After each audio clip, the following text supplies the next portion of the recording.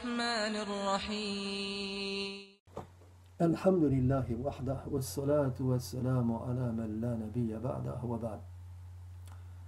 Dites-moi, et c'est une question que je vous pose comme je me la pose à moi-même, avoir foi au décret divin. Comme cela nous est demandé, hein, n'est-il pas demandé aux croyants de croire en Dieu, en ses anges, en les livres, en les prophètes, de croire au jour dernier et de croire au destin en bien comme en mal? Et donc je pose la question suivante, avoir foi au décret divin a-t-il une incidence réelle, effective sur notre façon de penser, sur notre façon d'agir au quotidien, oui ou non? Autrement dit, ajouter foi au décret divin produit-il des effets sur notre psychologie, hein, c'est ainsi qu'on parlerait aujourd'hui, et sur notre comportement extérieur? Ou bien s'agit-il finalement de considérations purement théoriques, de sorte qu'il n'y a pas de différence fondamentale entre un croyant qui aurait foi au décret divin et un autre qui n'y ajouterait pas foi? Nous montrerons ici, mes frères et sœurs, ou nous tenterons de montrer comment le fait de tenir pour véridique, comment le fait d'ajouter foi au décret divin influe directement sur notre spiritualité, sur notre psychologie et sur notre comportement, dans notre rapport avec le monde, dans notre rapport avec les choses, dans notre rapport avec les autres. Premier élément qui démontre cela, le fait que la croyance au décret divin génère la droiture morale. C'est une différence de fond. On le sait, l'homme est un être social, mes frères. Et c'est un être social par nature. Il vit en société. Il a besoin des autres, l'homme. Or, de trois choses l'une, ou bien il construit ses rapports avec les autres sur la droiture, la sincérité, la transparence, ou bien il les construit sur l'hypocrisie, le mensonge, la duplicité, ou bien il mêle les deux attitudes à la fois.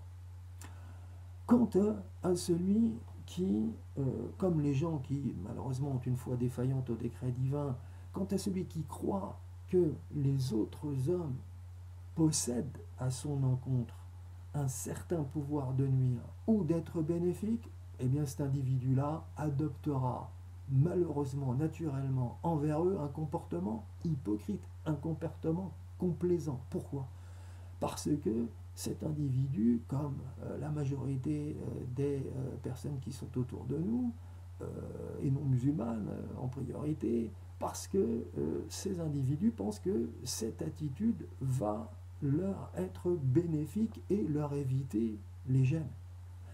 Alors que, à l'inverse, celui qui croit, comme les gens qui ont une foi solide au décret divin, que les autres hommes ne possèdent pas en réalité ce pouvoir de nuire, ni d'être bénéfiques d'ailleurs, si ce n'est, bien sûr, par la volonté de Dieu, et qu'ils ne sont, au fond, ces individus, que un simple moyen et un médiateur à travers lequel advient ce qui est destiné de toute éternité, celui-là, cet individu qui croit cela, qui croit que les hommes ne possèdent pas en réalité ce pouvoir, celui-là agira nécessairement autrement, car il se rappellera, et c'est pour lui un point de foi, c'est sa profession de foi qui le veut, il se rappellera que Dieu est sage, il se rappellera que Dieu est seul à posséder le pouvoir de nuire et le pouvoir d'être bénéfique, et nul autre ne détient ce pouvoir.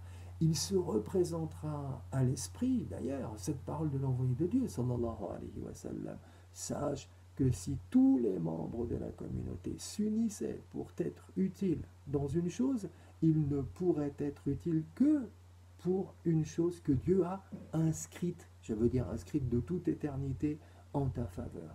Et s'ils s'unissaient, à l'inverse, pour te nuire dans une chose, ils ne te nuiraient que dans une chose que Dieu a inscrite de toute éternité en ta faveur. C'est un premier point. Deuxième point qui montre à quel point la foi en le décret divin a une incidence directe sur notre façon de penser, notre façon de voir, il y a le fait que la croyance au décret divin incite au pardon des erreurs d'autrui. Oui, entre autres effets psychologiques de la croyance au décret divin donc. Il y a le fait que cette même croyance favorise le pardon des erreurs d'autrui. Ça aide à accepter les erreurs d'autrui et à pardonner les défauts de caractère des gens qui vivent autour de nous, leurs dénigrements, leurs accusations, car la personne qui croit au décret divin sait que, au fond, ce que lui fait endurer son semblable, les critiques qu'il essuie de sa part, tout cela a été décrété contre lui et que ce dernier n'en est qu'un médiateur. Je veux dire, celui qui insulte, celui qui cause du tort, n'est qu'un médiateur, qu'une cause seconde. Il n'est d'ailleurs, pour s'en convaincre, que de réfléchir à ces propos d'Anas, qui fait la description des traits moraux de l'envoyé de Dieu, sallallahu alayhi wa sallam, et qui dit ceci: j'ai servi l'envoyé de Dieu, sallallahu alayhi wa sallam, 10 années durant. Jamais il ne m'a dit ouf, ni ne m'a dit pour une chose que j'ai faite, pourquoi l'as-tu faite, ni pour une chose que je n'ai pas faite, pourquoi ne l'as-tu pas faite. Lorsque l'une de ses épouses m'en faisait un reproche, il disait, sallallahu alayhi wa sallam, laissez-le, laissez Anas. Si une chose est décrétée par le Seigneur, elle se produira. Où l'on voit dans ce hadith très clairement que le prophète de Dieu, sallallahu alayhi wa sallam, ne faisait jamais de reproche à autrui pour avoir manqué à ses obligations. Pourquoi ? À cause du sentiment aigu qu'il avait des effets du qadar, qu'il avait des effets du destin voulu par Dieu sur lui et sur les autres hommes. Est-ce que cela n'est pas une démonstration évidente de l'effet que produit la foi en le décret divin sur nos comportements et sur notre psychologie? Autre exemple, ou autre point, la croyance au décret divin génère l'action présente, de même qu'elle favorise l'action future. Ben oui, celui qui ajoute foi au décret divin a naturellement conscience que on ne confond pas les moyens et les buts. Il sait, ce croyant, que pour atteindre l'objectif qu'il s'est fixé, il est nécessaire de recourir à Dieu et à lui seul, ainsi que d'implorer son appui et d'implorer son appui à lui seul. Si ensuite ce croyant arrive au port, comme on dit, et réalise ses desseins et atteint ses objectifs, eh bien il rendra grâce à Dieu de l'avoir gratifié de ses dons infinis. Si par contre ce croyant au destin n'obtient pas ce qu'il convoite, eh bien il ne s'en affligera pas pour autant, car il se peut qu'il y ait dans ce retard un bien dont il ignore la destination. Ibn Ata'illah al-Sakandari a dit: garde-toi du désespoir. Si en dépit de tes invocations, Dieu tarde à t'exaucer, car il a promis de t'exaucer, le Seigneur, mais en ce qu'il a choisi lui pour toi, non en ce que tu choisis pour toi-même, et autant voulu par lui, et non autant que tu aurais voulu pour toi-même. En effet, le fidèle sait que les desseins de Dieu sont impénétrables et que toute velléité de réflexion qui tendrait à percer les intentions divines est totalement vaine et vouée d'avance à l'échec. Dieu n'a-t-il pas dit dans le Coran: Asa an takrahu shay'an wa huwa khayrun lakum? Il se peut que vous répugniez à une chose et qu'elle soit pour votre bien. Et il se peut, à l'inverse, que vous en chérissiez une autre, vous chérissiez une chose et qu'elle soit pour votre mal. Dieu sait et vous ne savez pas. C'est pourquoi le fidèle est toujours appelé, est toujours convié à recommencer son entreprise.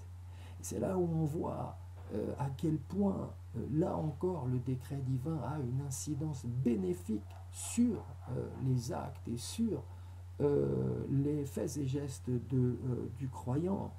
Le fidèle, donc, grâce à ce sentiment, cette foi au décret divin, eh bien, est toujours convié à recommencer son entreprise et refaire une tentative en demandant l'assistance de Dieu plutôt que de tomber dans le désœuvrement, la fainéantise, l'oisiveté, la paresse. Pourquoi il est interdit aux croyants de dire « Ah, si j'avais fait ceci hein ». On s'abstiendra de façon, dans l'absolu, pardon, de dire « Ah, si j'avais fait telle chose ».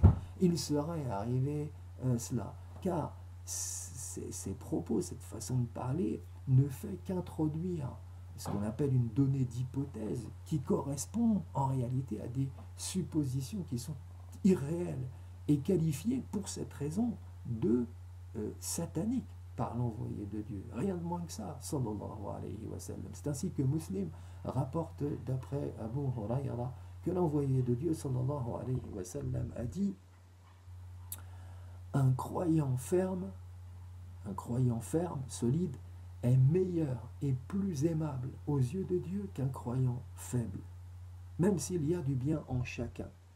Désire ardemment ce qui t'est profitable pour l'autre monde. Demande l'aide de Dieu et ne te décourage jamais. S'il t'arrive un malheur, ne dis pas « si j'avais fait cela, ceci ne serait pas arrivé ». Mais dis plutôt « c'est ce que Dieu a décrété et il fait ce qu'il veut ».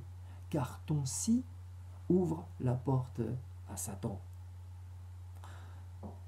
Autre point encore qui montre l'influence de la foi en le décret divin sur les individus, eh bien, le fait que la croyance dans le décret divin aide à lutter contre ce qui est décrété.